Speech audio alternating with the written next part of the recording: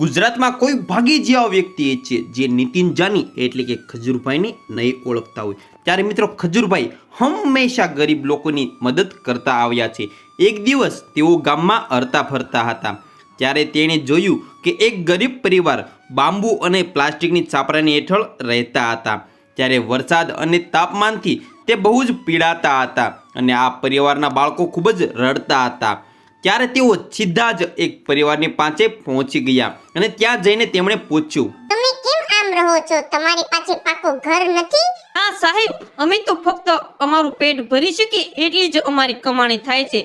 આ ઘર તો એક સપનું છે અમારું। ત્યારે ખજૂરભાઈએ તરત જ નક્કી કરી લીધું કે આ પરિવારને ખૂબ જ મદદની જરૂર છે।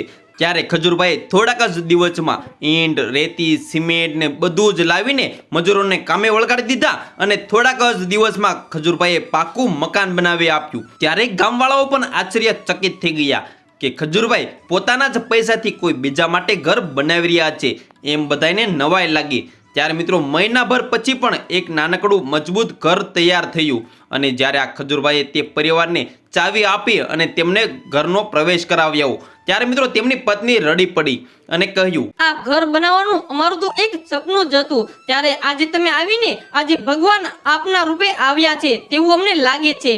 ત્યારે બાળકો પણ ખુશીથી નવા ઘરમાં દોડતા હતા અને હરતા ફરતા રમતા હતા। પણ ખજૂરભાઈએ અહીં અટકવાનું નક્કી નહોતું કર્યું। તેમણે નક્કી કર્યું હતું કે જે લોકો પાસે રહેવા માટે છત નથી તેમના માટે તેઓ ઘર બનાવશે। તે હજુ સુધી હજી કામ કરતા જ રહે છે। ત્યારે મિત્રો દર મહિને હરેક મહિને ખજૂરભાઈ પોતાના નફાની કમાણામાંથી તે એક નવું ઘર બનાવતા જ રહે છે। ત્યારે ગામમાં જ્યાં જ્યાં ગરીબ હોય, જ્યાં જ્યાં તેમને એવું લાગે કે અહીં ઘર બનાવવું જોઈશે ત્યાં ખજૂરભાઈ તે ઘર બનાવી આપે છે। ત્યારે આ ગરીબોના ઘરના જ્યાં દેવદૂત બનીને જ્યાં ખજૂરભાઈ ત્યાં પહોંચી જાય છે।